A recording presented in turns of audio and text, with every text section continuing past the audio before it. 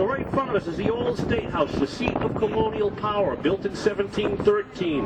Right from the balcony of the old State House, for the very first time read to the citizens of Boston was the Declaration of...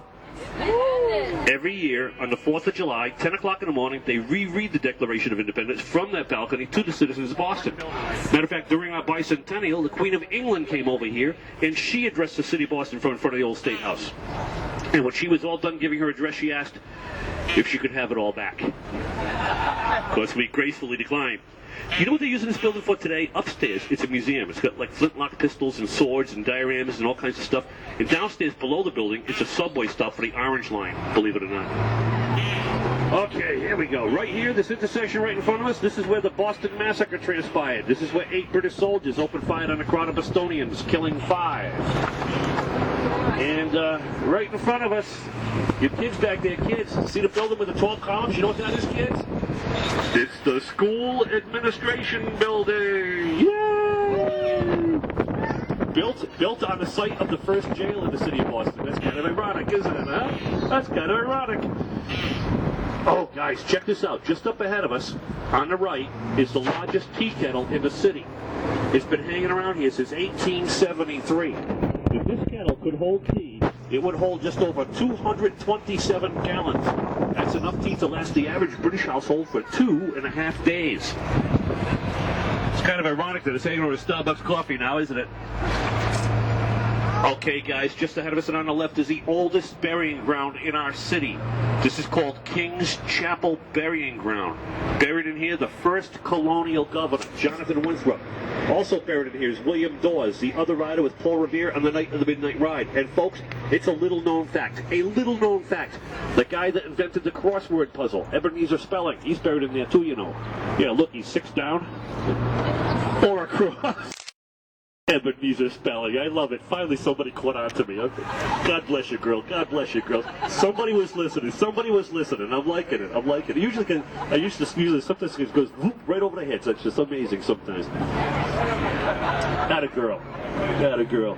By the way, guys, most of the churches in the city of Boston are open to the public for a small fee or small donation. You can visit most of them. The one on your left is called King's Chapel Church. And in the bell tower of this church is the last and largest bell ever cast by Paul Revere's company. I think $7 you can take a tour of the church. They'll take you up to the bell tower. You can see and touch the bell with your own hands. It's cool touching. It's the integrated church in the United States, right here, Tremont Temple. Hey, you guys want to see something wicked awesome? Yeah. On the left is the Beantown Pub. This is the only pub on the planet where you can sit down and drink a nice cold Sam Adams and look right out the front window at the man's headstone at the same time. Another nice cold Sam Adams. That's the Granary Burying Ground. Buried in here are the 5 victims of the Boston Massacre. 3 signers of the Declaration of Independence. Robert Treat Paine, Sam Adams, John Hancock. Benjamin Franklin's family is buried in there. James Otis is buried in there. Elizabeth Vergoose, Mother Goose, she's buried in there. And Paul Revere and both of his wives. Do you guys know Paul Revere was married twice? 8 children by his first wife. Now, she died due to complications from childbirth. So 3 months later, he gets married again, 8 more children by his second wife. 16 children. And back in them days, there was no such thing as Pampers. Think about that. I can't even deal with a cat litter box. Never mind the horrors of diapers. 16 children? Are you kidding me? Good gravy. Must have been no television back then either, huh?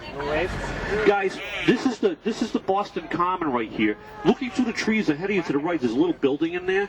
And what that is a visitor information center. It's a great place to get ideas for stuff to do here in the city. But it's also the starting location for the Freedom Trail. The Freedom Trail is about a 2.5-mile footwalk that takes you through most of the historic areas of the city. It's denoted by a red line going down the sidewalk. It's an excellent way to experience our city. You get to see a lot of great American history, and you don't have to spend a lot of moolah because the Freedom Trail is absolutely free. Absolutely.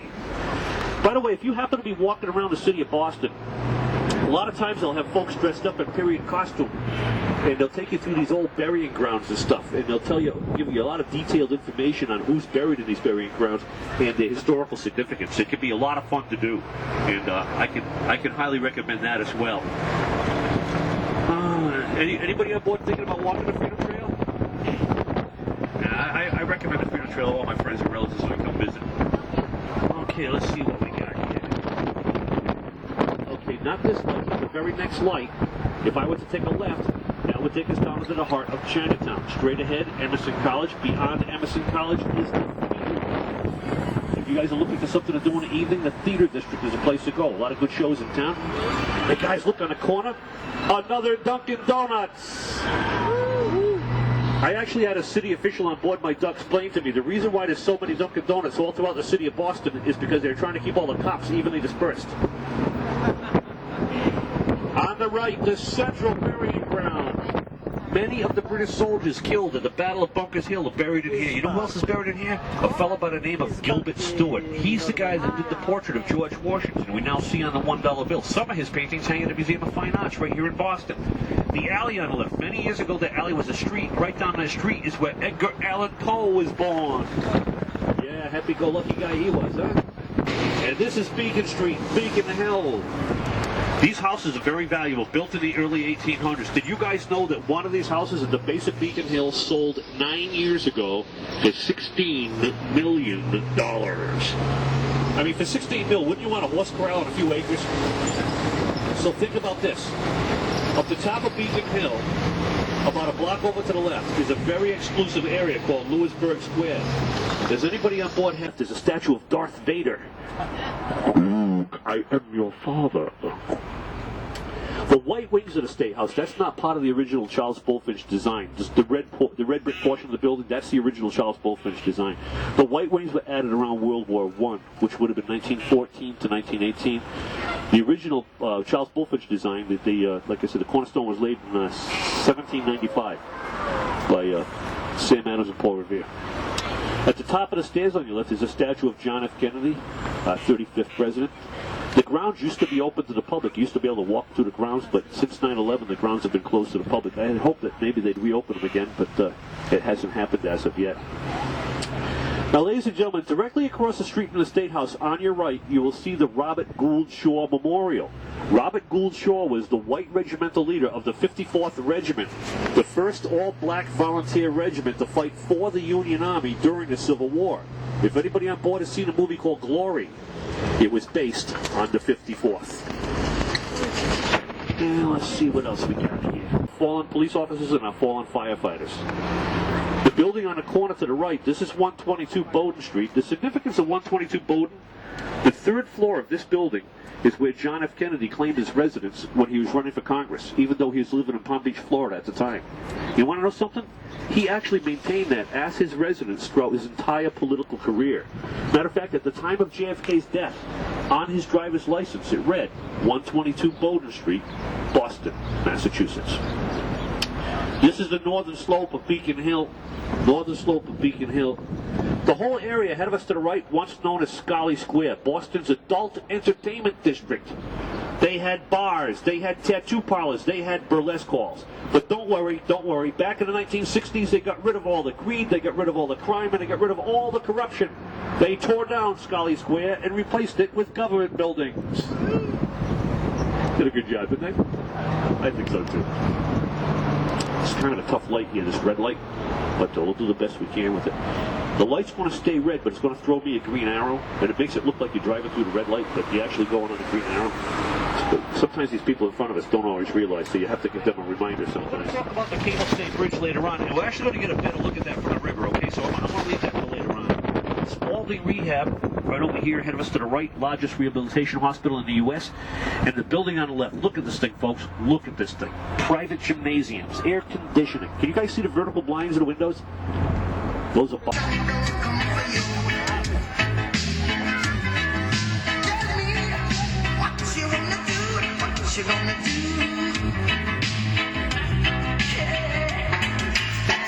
They love me up there, man. They love me.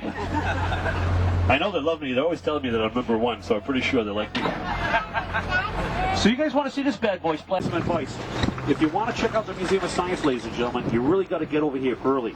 Because kids are going to like me over here. I love you, you love me, soon you'll be in my belly. I don't know how many of you guys have children or grandchildren back there to watch the Princess. If I could go on a Teletubby show just once, the only thing I would bring would be a flamethrower. I don't think so. I don't think so.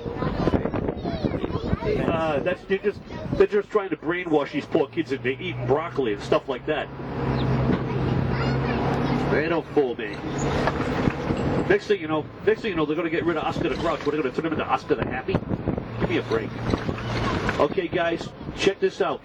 This is what these construction guys have been working down here. Yep, right here in Boston, just for you guys. We built a miniature version of Newark, New Jersey. All right. Believe it or not, ladies and gentlemen, the area you're looking at on your right is actually slated to become, you ready for this? The second largest skateboard park in the U.S. The skateboard park will be open 24 hours a day, 7 days a week to the public for free. Free is good, right? So this is all good. Well, it turned out to be a beautiful day, didn't it? Yeah, sure did. You guys lucked out big time. I don't know what your tickets today, but whoever they are, they deserve an attaboy or an attagirl. I'll tell you what, you guys got a great day to do a duck tour. Oh, you look over on your left. These guys got a beautiful view. Look at this. These guys got a better view than half the hotels in the city of Boston. And you got to get arrested to get into the joint. Amazing. Could somebody kindly read for me the Charles River rules?